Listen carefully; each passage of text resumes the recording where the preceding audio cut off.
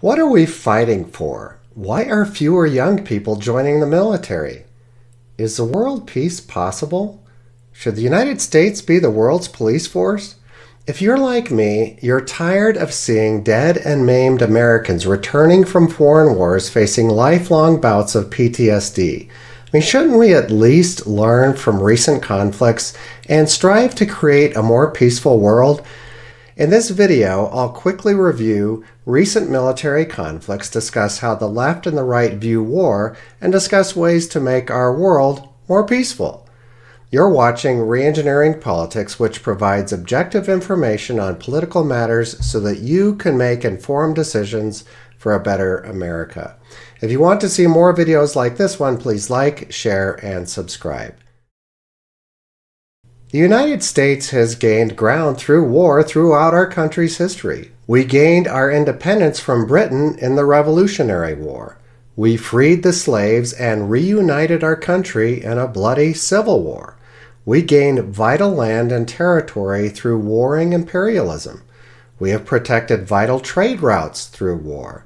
We've helped democratic allies push back dictatorships through war. So it can be said that war has served U.S. citizens well in the past. Let's focus on the most recent few decades of war.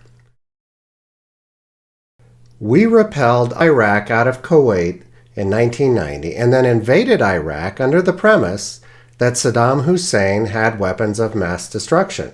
We never found weapons, and now it seems like we were lied to.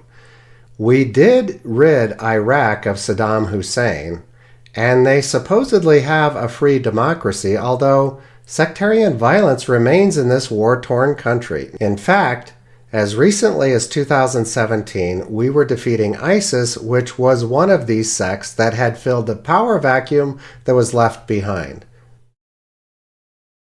After the attacks on 9/11 in 2001, we invaded Afghanistan hoping to capture and kill Osama bin Laden, the leader of al-Qaeda and the mastermind of the 9/11 attack.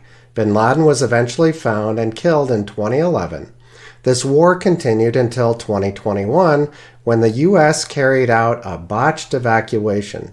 The Taliban is still in charge of Afghanistan and now has billions in U.S. weapons that they didn't have before. Russian President Vladimir Putin invaded Ukraine in the winter of 2022. We are supporting Ukraine, a pro-Western corrupt regime, to win against a robust and corrupt socialistic Russia. Thus far, close to 1 million people have died on both sides. If Ukraine pushes Russia out, NATO countries may breathe a sigh of relief. If Russia occupies Ukraine, it will gain more oil and agricultural resources to grow its economy.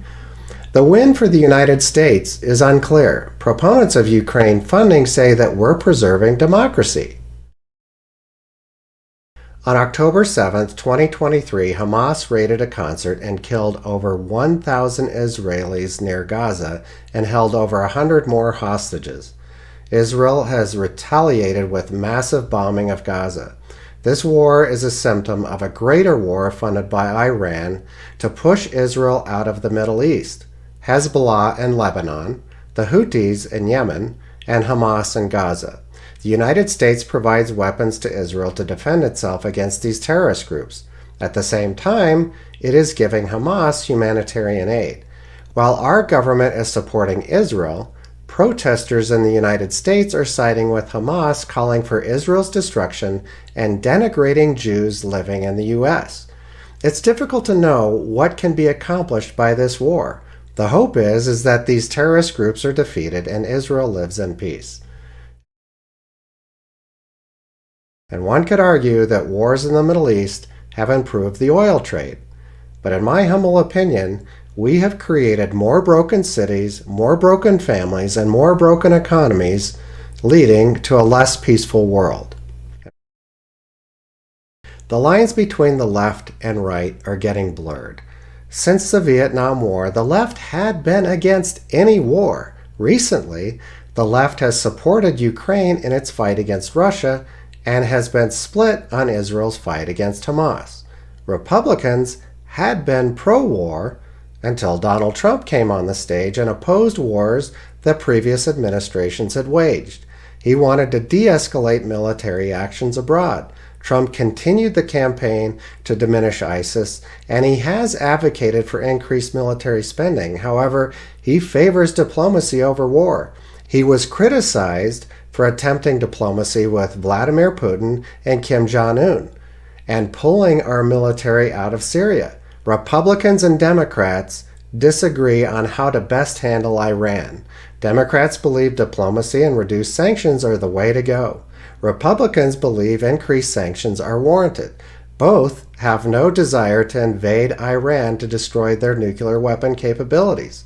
While Democrats and Republicans fight, Iran is funding most of the volatility that we see in the Middle East and will have viable nuclear war capabilities in the near future.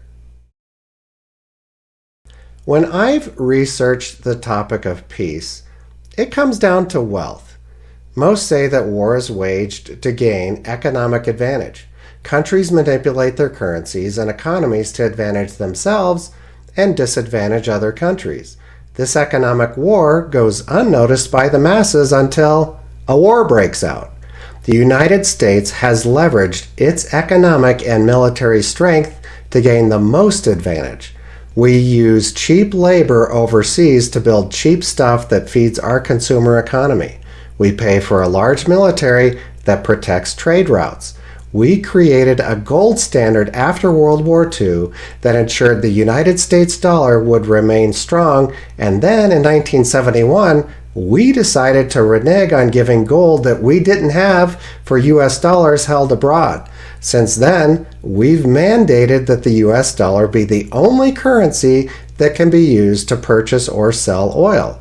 Brazil, Russia, India, Iran, Egypt, the United Arab Emirates, Ethiopia, China, and South Africa are tired of giving up economic ground to the United States, and they have formed an economic alliance called BRICS.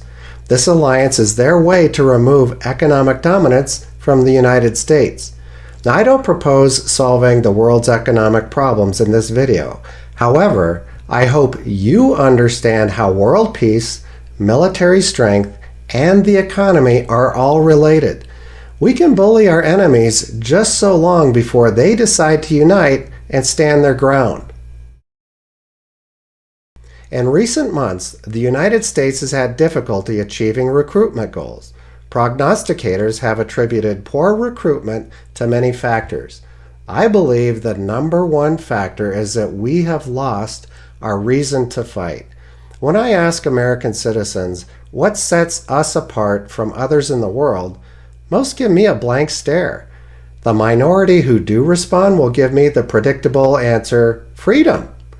If young people don't believe that they're fighting for a good country, they won't volunteer to join the military.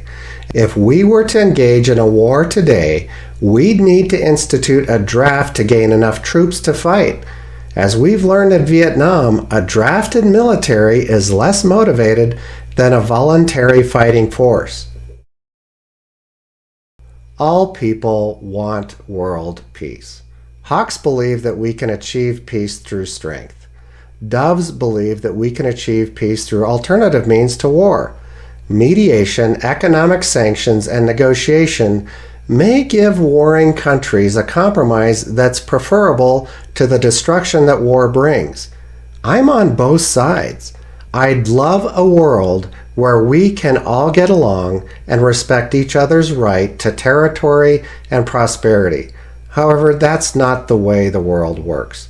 We've experienced this in our cities. Some believe that if we defund the police, people will be allowed to live their lives without violent disruption and imprisonment by our justice system. Unfortunately, the opposite happens. Gangs take over and violent crime increases. This same dynamic happens in the world. If war is about gaining an economic advantage, sanctioning a country should prevent it from engaging in war, right? Wrong. Sanctions assume that economic transactions are a one-way street. Anyone who understands the free market knows that this just isn't the case. If we restrict allied countries from purchasing Russian oil, we reduce the amount of oil in the global marketplace and make oil more expensive for ourselves and for our allies. Meanwhile, Russia makes lucrative oil deals with our enemies. Sanctions simply push the economy into the black market and harm the ones levying the sanctions more than the country that is the target of those sanctions. If you'd like to learn more about how sanctions against Russia aren't working, I highly recommend watching a video by DW News entitled, "Russia's Economy is Growing, Why Aren't Sanctions Stopping It?" I've left a link to this video in the description below. While we can hope for a world of peace, we must prepare for war. We'd love to give others the benefit of the doubt. However, countries make war for reasons that we can't control. That said, we must be sensitive to how our economic decisions affect others. We must deal fairly with emerging economies while protecting our economy at the same time. If we can foster a global free market, we can create a win-win global economy that reduces the appetite for war. Regarding the policing of the world, when you're the most wealthy country in the world, keeping peace will benefit you the most. This is why the British were the world's police force when they were in power. The Romans were the world's police force when they were in control. And it's up to us to keep the peace now that we're in power. While we must care about peace, we cannot engage in wars with no mission and no exit plan. This ambiguity seems to be our downfall with our most recent military entanglements. The most successful war efforts in our country's past had clear and definable goals. It's vitally necessary to understand what defines us as Americans. We must stop the vitriol between Democrats and Republicans and unite as Americans. Frankly, if we can't do this, we've lost the moral high ground to police the world. After all, if we can't create peace at home, what chance do we have of creating peace in this world?